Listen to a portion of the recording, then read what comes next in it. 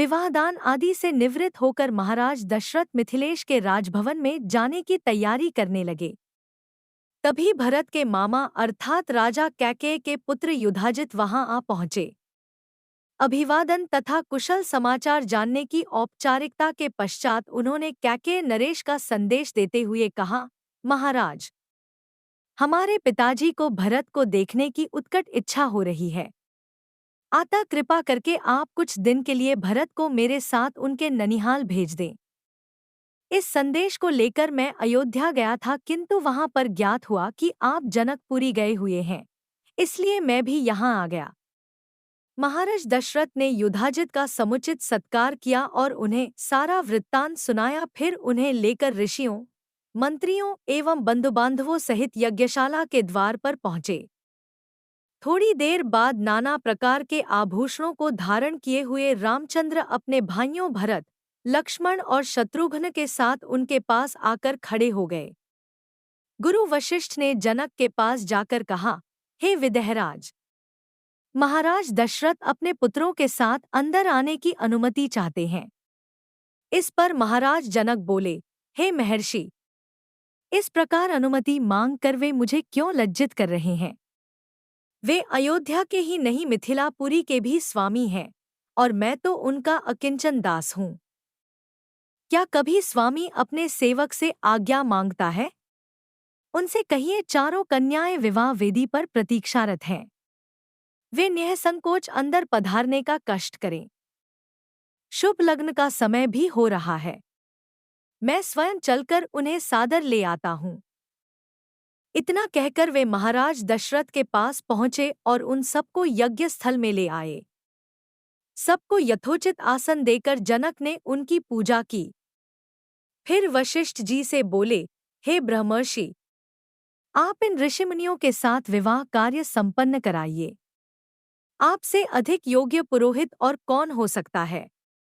गुरु वशिष्ठ, महर्षि विश्वामित्र और मिथिला के राजपुरोहित शतानंद विवाह कार्य संपन्न कराने लगे। सबसे पहले वैदिक विधि के अनुसार विवाह के लिए वेदी का निर्माण कराया गया। फिर अनेक प्रकार के सुगंधयुक्त फूलों से उसे सजाया गया। कुछ दूरी पर चारों ओर गमले सजाए गए, जिनमें चित्त को प्रसन्न करने वाली सुगंधित रंग बिरंगे फूल लगे हुए थे। वेदी के निकट कई स्थानों पर स्वर्ण पात्रों में धूप, केशर, नैवेद्य, अक्षत, घी, दही, शहद आदि सामग्री रखी हुई थी। यज्ञ संपन्न कराने वाले महानुभावों के लिए कुश के आसन बिछा दिया गए। गुरु वशिष्ठ एवं अन्य महर्षियों ने वेद मंत्रों का उच्चारण करते हुए हवन कुंड में अग्नि प्रज्वलित की। फिर वशिष्ठ जी के आदेश पर राजप्रासाद की महिलाओं ने जनक कुमारी सीता को लाकर यज्ञ वेदी के निकट खड़ा कर दिया।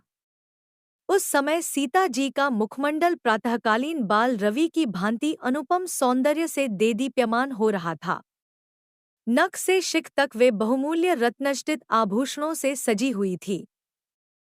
संक्षेप में कहा जाए तो उस समय सीता की छवि को देखकर करोड़रतियों का संयुक्त रूप भी नगण्य प्रतीत होता था।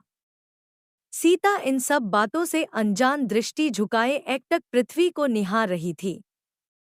महाराज जनक अपनी लाडली पुत्री सीता को श्री रामचंद्र के निकट खड़ा करके विनीत स्वर में बोले, हे रघुकुलतिलक रामचंद्र, मैं अपनी पुत्री सीता का हाथ आपके सशक्त हाथों में सौंपते हुए यह कामना करता हूँ कि मेरी पुत्री आपकी अर्धांगिनी होकर सदैव छाया की भांति आपका अनुसरण करती रहे।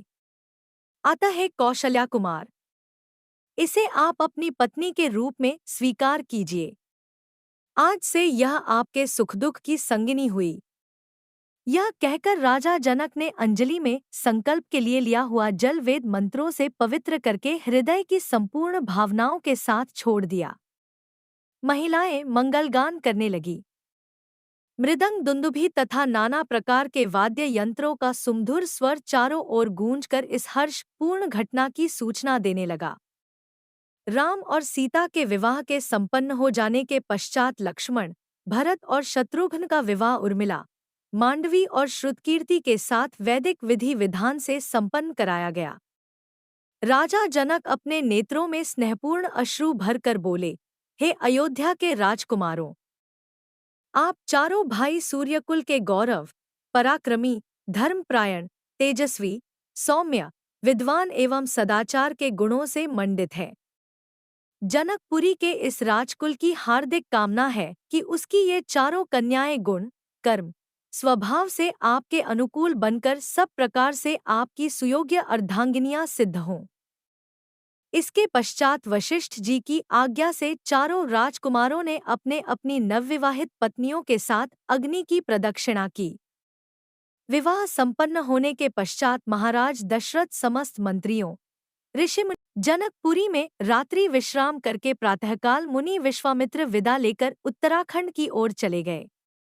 महाराज जनक ने दहेज के रूप में असंख्य दास दासियां, हाथी, घोड़े, गौए, रत्नजटित आभूषण, वस्त्र, बर्तन आदि नाना प्रकार की वस्तुएं देकर अयोध्यापति दशरथ को विदा किया और उन्हें पहुंचाने के लिए नगर के द्वार तक आए। वे हाथ जोड़कर बड़ी नम्रता के साथ बोले, हे राजन, मुझे सब प्रकार से अपना दास समझकर मुझ पर कृपा बनाए रखिए। मैं एक बार फिर आभारपूर्वक कहना चाहता हूँ कि आपने मेरे कुल के साथ संबंध स्थापित करके मुझे गौरवान्वित किया है।